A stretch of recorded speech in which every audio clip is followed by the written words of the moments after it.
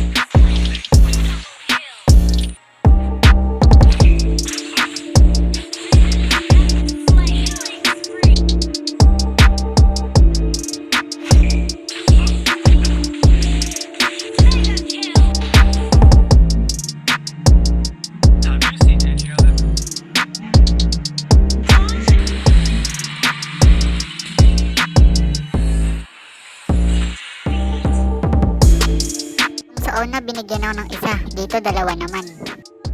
Kaya dito nag-roll na lang ako at sakto sa picking cushion. Gusto ko lang ipakita sa inyo ang painted skin dito ni cushion, kinuha ko sa yung dalawa.